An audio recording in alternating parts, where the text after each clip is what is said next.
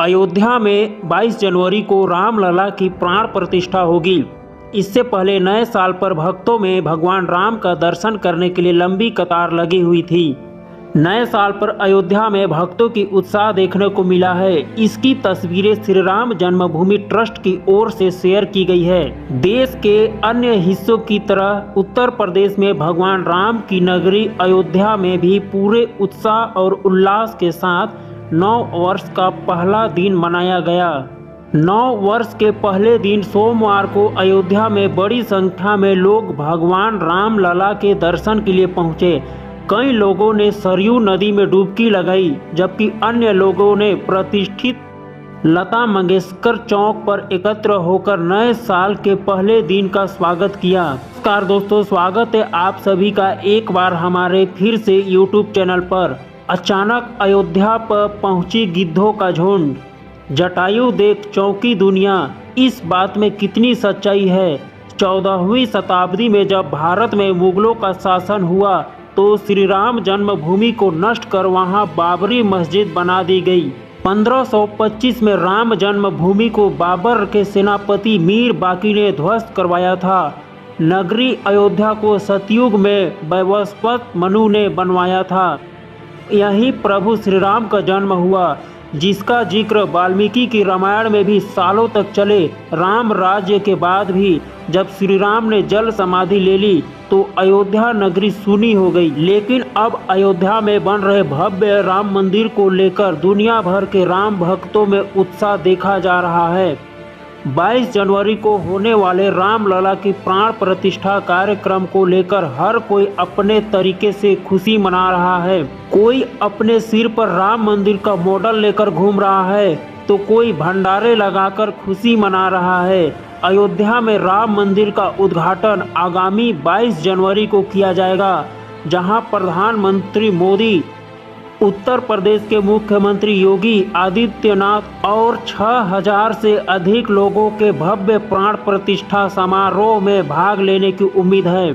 सोनिया गांधी, मल्लिका अर्जुन खड़गे, नीतीश कुमार, ममता बनर्जी समेत राजनीति दलों के बड़े नेताओं को आमंत्रित किया गया है। वहीं फिल्मी जगत से अमिताभ बच्चन, माधुरी दीक्षित और अनुपम खेर, अक्षय कुमार, रजनीकांत, संजय लीला भंसाली, मोहनलाल, धनुष, रणबीर कपूर, आलिया भट्ट, अजय देवगन, सनी देओल समेत अन्य हस्तियों को भी समारोह के लिए आमंत्रित किया गया है। आज हम आपसे बात करने वाले हैं दो अहम खबरों की, और दोनों की दोनों जुड़ी हुई है भगवान श्री राम की जन्मभूमि से। पहले खबर है, जहां पर राम जन्मभूमि के बाद एक और आंदोलन की शुरुआत होने वाली है। वहीं दूसरी खबर है, जहां भगवान श्री राम की जन्मभूमि पर पहुंचे महात्मा जटायु। आपने भी यह खबर कहीं न कहीं सुनी होगी, लेकिन आपके मन में भी जिज्ञासा होगी कि क्या यह खबर सच है या नहीं। आज हम इसकी विस्तृत जानकारी आपको देने वाले हैं, तो चलिए शुरू करते हैं। सबसे पहली खबर पर आते हैं, जो कि आई है वृंदावन से, जहां श्री राम जन्मभूमि के सवाल पर श्री केशव प्रसाद मौर्य ने कुछ ऐसा कह दिया जिसने भारत में रह रहे मुस्लिम मौलानाओं को परेशान करके रख दिया है। दरअसल यह बात वृंदावन की है, जहां साध्वी श्रीतंभरा देवी का जन्मदिन मनाया जा रहा है और साध्वी श्रीतंभरा का यह 7वां जन्मदिन था, जिस पर 3 दिवसीय कार्यक्रम था। यहाँ पर देश के गृह मंत्री अमित शाह को भी आना था, लेकिन खराब मौसम के चलते वह नहीं आ पाए। इसी बीच केशव प्रसाद मौर्य जी से एक सवाल पूछा जाता है, जिसका जवाब ऐसा देते हैं कि भारत में एक हलचल शुरू हो जाती है। केशव प्रसाद मौर्य उत्तर प्रदेश के डिप्टी सीएम है। इस मौके पर जब डिप्टी सीएम से यह सवाल किया गया कि श्री राम जन्मभूमि के बाद अब क्या होगा, उन्होंने जवाब दिया कि राम मंदिर तो बन गया है, अब श्री कृष्ण जन्मभूमि की तैयारी की जा रही है। 22 जनवरी को अपने गांव, अपने शहर को अयोध्या और अपने घर को श्री राम मंदिर समझकर आप सभी लोग दीपावली मनाएं। यानी कि केशव प्रसाद मौर्य जी ने यह बात कह दी है कि अब राम मंदिर के बाद बारी है श्री कृष्ण जन्मभूमि की। जिसको लेकर देश भर में आंदोलन शुरू भी किया जा चुका है और सबको इंतजार है 22 जनवरी का, जब 22 जनवरी को भगवान श्री राम की प्राण प्रतिष्ठा की जाएगी। उसके बाद यह अंदाज़ा लगाया जा रहा है कि श्री कृष्ण जन्मभूमि की मुक्ति की तैयारी भी शुरू हो जाएगी, क्योंकि डिप्टी सीएम केशव प्रसाद मौर्य ने यह कहा है कि श्री कृष्ण मंदिर की तैयारी किया जा रहा है। इसका मतलब कुछ न कुछ बीजेपी में इस मुद्दे को लेकर चर्चा जरूर चल रहा है और उम्मीद है कि 2024 के चुनाव में यह बात जनता के सामने रखी जाएगी। आपको क्या लगता है दोस्तों, वह भी हमें कमेंट अवश्य करें। दोस्तों, धरती पर मानव जीवन और प्राकृतिक चक्र का संचालन करने के लिए पशु पक्षी और जीव जंतु की सक्रिय भागीदारी रहती है। किसी भी पशु पक्षी और जीव जंतु के विलुप्त होने के कगार पर पहुंचने से प्राकृतिक संतुलन गड़बड़ा जाता है। गिद्धों की लगातार कम हो रही संख्या के चलते इन्हें लुप्त प्रजाति के पक्षियों में शामिल किया गया है। गिद्धों को प्राकृतिक सफाई कर्मी कहा जाता है। मिल्कीपुर क्षेत्र के जंगलों एवं ग्रामीणों क्षेत्रों में प्रकृति के सफाई कर्मी और विलुप्त प्रजाति के पक्षी गिद्ध झुंड के रूप में दिखाई देने लगे हैं। गिद्ध मृत्यु प्राणियों के अवशेषों को खाकर पर्यावरण को स्वस्थ बनाए रखने में महत्वपूर्ण भूमिका निभाते हैं। एक तरफ से मनुष्यों की सहायता करते हैं, वह कई तरह से गंभीर संक्रामक बीमारियों से मनुष्यों की सुरक्षा भी करते हैं।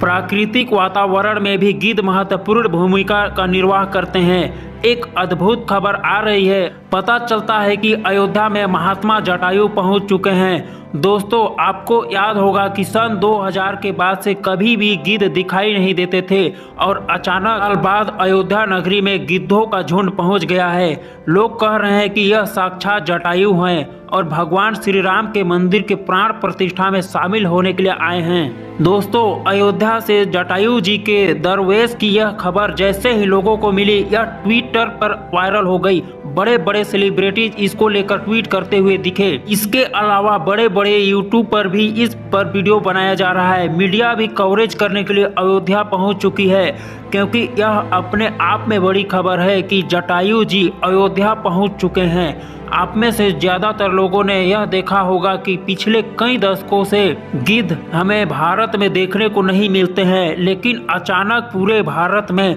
और कहीं नहीं, सिर्फ एक जगह पर देखना यह किस ओर इशारा करता है? आखिर क्यों यह गिद्धों के बड़े बड़े समूह अयोध्या पहुंच रहे हैं? लोग यह कहने लगे हैं कि अब गिद्ध केवल किताबों में ही देखने को मिलेंगे।